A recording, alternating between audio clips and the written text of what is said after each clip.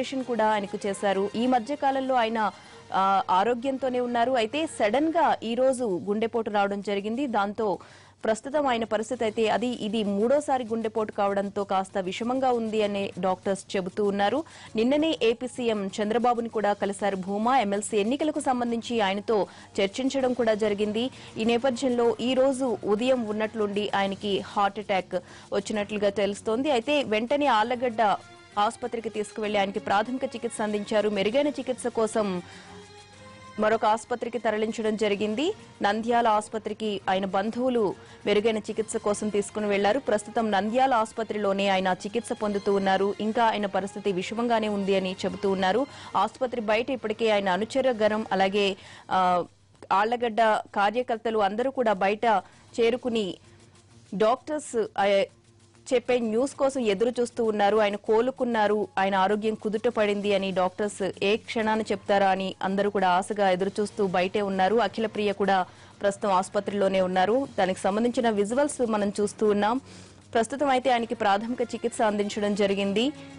అయినప్పటికీ ఇంకా పరిస్థితి అయితే విషమంగానే ఉందని చెప్తున్నారు. ఎందుకంటే గతంలోనే 2 సార్లు గుండెపోటు ఆయనకు వచ్చింది. అదే సమయంలో ఆయనకి గుండెకి ఆపరేషన్ కూడా జరిగింది. ఇది మూడోసారి గుండెపోటు రావడం. ప్రస్తుతం ఆసుపత్రి దగ్గర నుంచి మనం విజువల్స్ చూస్తూ ఉన్నాం.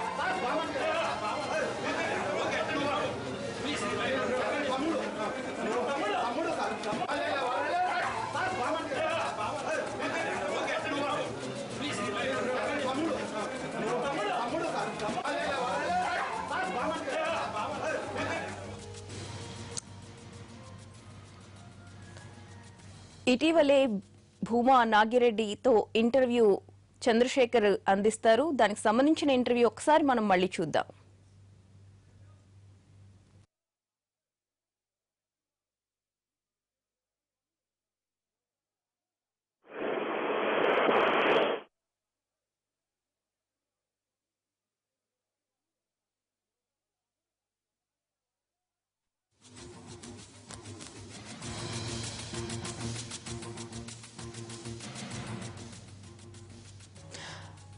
అయితే నిన్నటి వరకు కూడా ఆయన చాలా ఆరోగ్యంగా ఉన్నారు. ఈ రోజు ఉదయం అకస్మాత్తుగా ఆయనకి గుండెపోటు జరిగింది. అలాగే 10 రోజుల క్రితమే ఎన్టీవీ ఆయనతో ఇంటర్వ్యూ కూడా తీసుకుంది. ప్రస్తుతం చంద్రశేఖర్ ఫోన్ లైన్ లో సిద్ధంగా ఉన్నారు. చంద్రశేఖర్, చెప్పండి, 10 డేస్ బ్యాక్ మీరు ఆయనతో ఇంటర్వ్యూ చేసినప్పుడు ఆయన ఆరోగ్య పరిస్థితి ఏ విధంగా ఉంది? ప్రతిభ భూమా నాగిరెడ్డి గారు ఆయన ఉత్సాహంగా ఉన్నారు. హోటల్లో కూడా ఆయన లిఫ్ట్ టైంలో కరెంట్ లేకపోవడం, మనకి ఇంటర్వ్యూ ఇచ్చిన తర్వాత ఆయన నంద్యాల వెళ్లాల్సింది కార్యకర్తల సమావేశం కోసం. దానికోసం ఆయన మెట్లు ఎక్కుతూ పైకి వచ్చారు. త్వరగా ఫినిష్ చేయ బ్రదర్, నేను వెళ్ళాలి, వేరే పని ఉంది నాకు అన్నారు. యాక్చువల్ గా ఆ రోజు సాయంత్రం 4:30 గంటలకు మనకి ఇంటర్వ్యూ వాసింది. ఆయన అర్జెంట్ పని ఉండటంతో మధ్యాహ్నం 1:30కి ఇంటర్వ్యూ స్టార్ట్ చేశాము. దాదాపు 48 నిమిషాల పాటు ఆయన మనతోటి పాల్గొన్నారు. భూమా నాగిరెడ్డి అంటే ఒక అభిప్రాయం ఉండేది జనంలో, ఆయన కరుకుగా ఉంటారు, ఆయన కోపం ఎక్కువ, ముక్కోపి అని. అయితే మన ఇంటర్వ్యూలో కూడా అన్ని ప్రశ్నలు ఆయన మీద ఏవైతే ఆరోపణలు ఉన్నాయో ఆ ఆరోపణలన్నీ కూడా అడిగాం. భూమా నాగిరెడ్డి ఎన్ని మద్దతులు చేశారు, ఎంతమందిని చంపించారన్నా కూడా ఆయన నవ్వుతూ సమాధానం చెప్పారే కానీ ఎక్కడా కూడా ఆయన కోప్పడలేదు. ఆయన అయితే తన రాజకీయ ప్రవేశం గురించి ఆయన ఎప్పుడు ఒక ఆందోళనగా ఉండేవాళ్ళు. ఎందుకంటే ఆయన చదువుకునేటప్పుడు తప్పనిసరి పరిస్థితుల్లోనే వచ్చి వాళ్ళ రుద్రవరం అనే వాళ్ళ స్వగ్రామంలో పోటీ చేయాల్సి వచ్చింది ప్రాథమిక సహకార సంఘ ఎన్నికల్లో. ఆ ఎన్నికల్లో పోటీ చేసిన తర్వాత ఆయన తిరిగి మళ్ళీ చదువుకోవడానికి వెళ్లారు.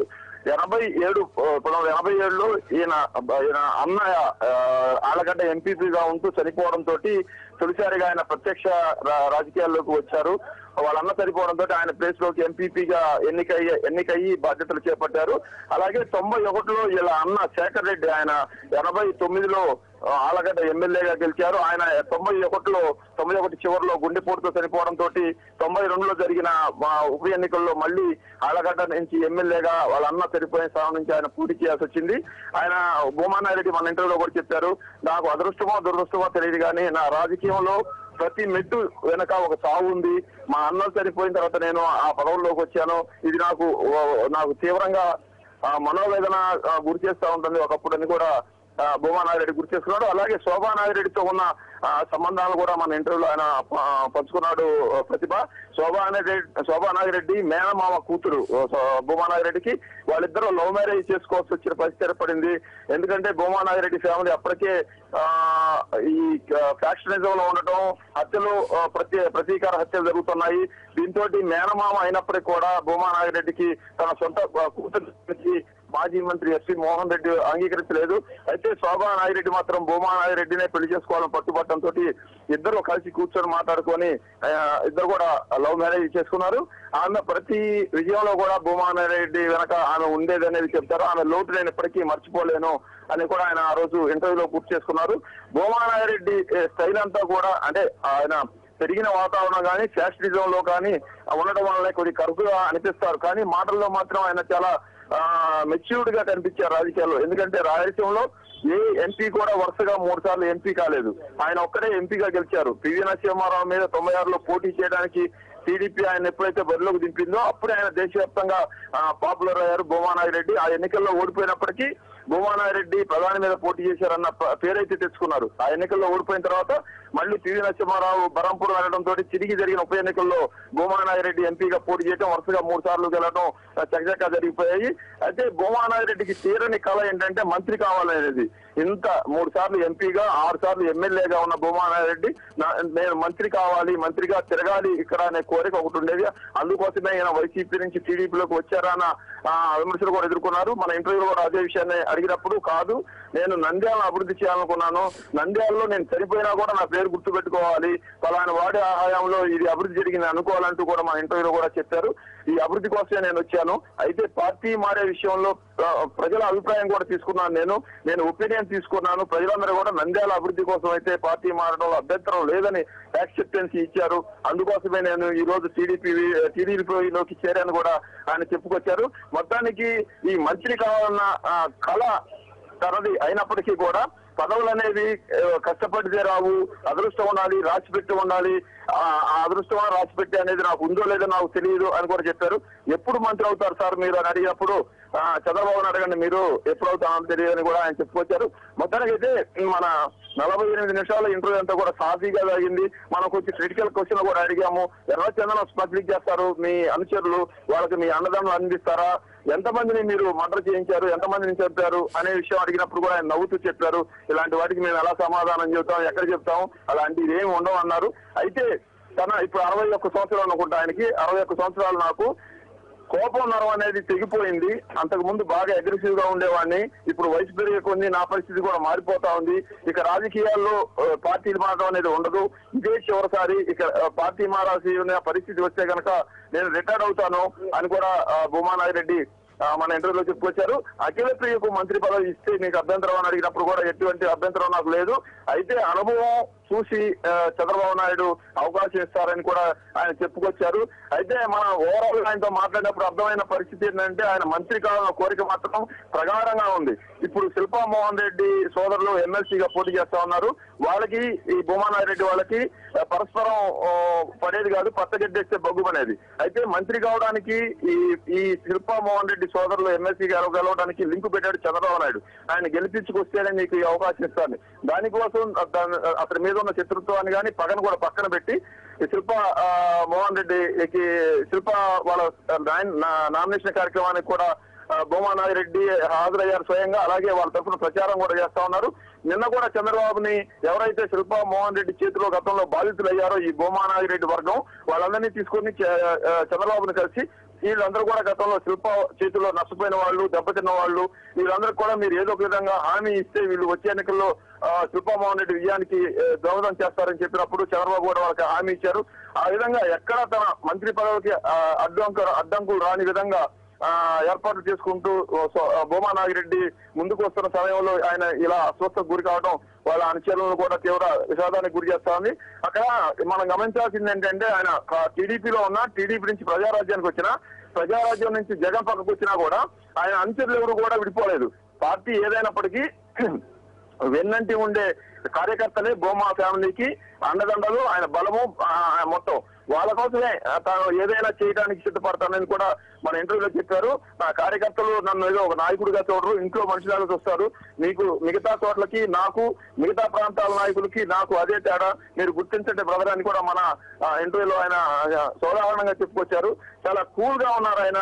అయితే ఆయన మెట్లెక్కి రావడం మరి ఏమో తెలియదు కానీ ఇంటర్వ్యూ చేస్తున్నారని చెప్పి కూడా విపరీతంగా ఆయన బాడీ నుంచి స్వెట్ వస్తా ఉంది. అక్కడ గాలి తోలుతున్నా కూడా ఆయన కొంచెం అన్కంఫర్టబుల్ గా ఆ రోజు ఫీల్ అయ్యారు. చెమటలు అయితే విపరీతంగా వచ్చాయి. అయితే ఆయన మనకి ఎక్కడా కూడా అనారోగ్యంగా ఉన్నట్టు కనిపించరు. పూర్తి ఆరోగ్యంతో 4 ఫ్లోర్లు మెట్లెక్కి వచ్చినా కూడా ఆరోగ్యంగానే కనిపించారు. ఇంటర్వ్యూ అప్పుడు కూడా ఎక్కడా కూడా ఆయాసానికి గురైనట్టుగా నడుస్తానే మేము ఇంటర్వ్యూ చేసుకున్నాము. వాక్ త్రూ ఎక్కడ కూడా ఇబ్బందికరమైన పరిస్థితి కానీ, ఆవేశానికి లోను కావడం కానీ ఏది చేయలేదు. కూల్ గా మారారు. నేను 60 ఏళ్ళలో కూడా గతంలో ఉన్నట్టు ఉంటే కరెక్ట్ కాదు, కోపం అనేది తప్పించుకున్నానన్నాడు. మీరు ముక్కోపి అంట కదా, మీ కోపం మీకు శత్రువు అంట కదా అని అడిగినప్పుడు కూడా ఆయన నవ్వుతూనే చెప్పారు, కోపం సహజంగానే ఉంటది, నేను రాయలసీమలో పుట్టాను కాబట్టి నేనున్న పరిస్థితిలో నా కోపం ఉంటది, ఆ కోపం అందరి మీద చూపిస్తాను, అది అవసరం కూడా లేదు, ఇప్పుడైతే ఆ పరిస్థితి కూడా లేదు అంటూ ఆయన నిర్వేదంగా మాట్లాడారు. ఈ రాజకీయాలు, ఈ పార్టీలు మారడం అనేవి ఇక ఉండవు, నా జీవితంలో ఇదే లాస్ట్ పార్టీ మారడం, పదవి వచ్చినా పదవి రాకపోయినా కూడా ఇదే నా చివరి మజిలీ అంటూ కూడా ఆయన చెప్పుకొచ్చారు. ప్రతిభ అయితే చంద్రశేఖర్, ఆయనకి గతంలో బైపాస్ సర్జరీ కూడా జరిగింది కదా, సర్జరీ తర్వాత మళ్ళీ ఇప్పటి వరకు ఒకసారి ఆయన ఆరోగ్య పరిస్థితిని చూసుకున్నట్లయితే ఇతరత్ర ఆరోగ్య సమస్యలకు ఏమైనా లోనయ్యారా ఆయన? 2014 ఎన్నికల్లో ఏప్రిల్ 21న శోభా నాగిరెడ్డి ఆమె ఎలక్షన్ ప్రచారంలోగానే రోడ్ యాక్సిడెంట్ చనిపోయారు. అది బాగా ఆయన్ని దెబ్బతీసింది, మానసికంగా కుంగతీసింది. ఆమె బెటర్ హాఫ్ ఆయనకి, ఆమె హౌస్ వైఫ్ గా ఉంటూనే భూమా నాగిరెడ్డికి సంబంధించిన సమస్యలన్నీ కూడా చక్కబెట్టేవాళ్ళు. అటు ఆలగడ్డతో పాటు ఇటు నంద్యాల నియోజకవర్గంలో ఉన్న కార్యకర్తలను సమన్వయం చేసుకునేది శోభా నాగిరెడ్డి. ఆమె ఒక్కసారిగా హఠాత్తుగా అనుకోని పరిణామం, ఆమె ఎదుగుతా ఉంది రాజకీయాల్లో.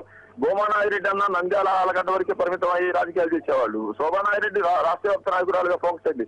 టీడీపీలో ఉన్నప్పుడు కానీ, ప్రజాప్రతినిధిలో ఉన్నప్పుడు కానీ, ఇటు వైసీపీలో చేరినప్పుడు కానీ ఆమె మొత్తం సర్దుబాటు చేసుకునేది. భూమా నాగిరెడ్డి కేవలం ఒక నాయకుడిగా, ఆమెకు భర్తగా రాజకీయాల్లో కొనసాగారు. అలాంటి ఆవిడ హఠాత్తుగా చనిపోవడంతో ఆయన మీద తీవ్ర ప్రభావం పడింది. మానసికంగా ఆయన ఇబ్బంది పడ్డారనేది ఆయన పక్కన వాళ్ళు చెప్తారు. అయితే పైకి కోలుకున్నట్టు చెప్తున్నప్పటికీ లోపల మాత్రం ఆ భారం తీవ్ర స్థాయిలో ఉంది. మానసికంగా ఆయనకు వేదన గురయ్యారు. మీరు చెప్పినట్టుగా ఒకసారి ఆయనకి బైపాస్ సర్జరీ అయింది. బైపాస్ సర్జరీ అయిన వాళ్ళకి మళ్ళీ దాదాపు 15-16 సంవత్సరాల వరకు మళ్ళీ ప్రాబ్లం వచ్చే అవకాశాలు లేవని డాక్టర్లు చెప్తారు. కానీ ఈయనకి 7-8 ఏళ్ళు తిరక ముందనే మళ్ళీ అదే హార్ట్ స్ట్రోక్ రావడం అంటే విపరీతమైన స్ట్రెస్ గురి కావడం తోటి ఆ విధంగా ఈ గుండెపోటుకు గురయ్యారని కూడా మనం అనుకోవచ్చు. పైకి బాగున్నప్పటికీ కూడా శోభా నాగిరెడ్డి లేని లోటు ఆయన మీద తీవ్రంగా చూపించింది. ఇంతకు ముందు కొన్ని ఇంటర్వ్యూలో, మన ఇంటర్వ్యూలో కాదు, అలాగే వాళ్ళ కూతురు మ్యారేజ్ విషయంలో కూడా కొంత ఇబ్బందికరమైన పరిస్థితులు ఏర్పడ్డాయి. ఆ విషయం కూడా ఆయన మానసికంగా ఇబ్బంది పెడుతుందనే విషయాన్ని ఆయన వేరే ఇంటర్వ్యూలో కూడా చెప్పుకొచ్చారు. అది కూతురు మ్యారేజ్ ఫెయిల్ కావడం అనేది కూడా ఒక తండ్రిగా ఆయన మీద ప్రభావం చూపింది. ఇలా మానసిక ఆందోళనని కూడా భూమా నాగిరెడ్డిని పైకి గంభీరంగా చూసినప్పటికీ లోపల ఆయన ఆరోగ్యాన్ని దెబ్బతీసిందని అనుకోవచ్చు.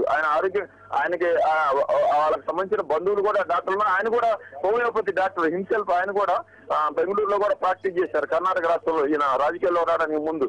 అలాంటి వ్యక్తి సిమ్టమ్స్ ఉంటే నిర్లక్ష్యం చేశారని మనం అనుకోలేం, కానీ ఇదంతా హఠాత్తుగా జరిగిన పరిణామంగానే మనం భావించవచ్చు. Pratibha, thanks for the details Chandrasekhar. చివరిసారిగా నిన్న విజయవాడలో ఆయన మీడియా ముందుకొచ్చారు. ఎమ్మెల్సీ ఎన్నికలకు సంబంధించి ఏపీ సీఎం చంద్రబాబును కూడా కలిశారు.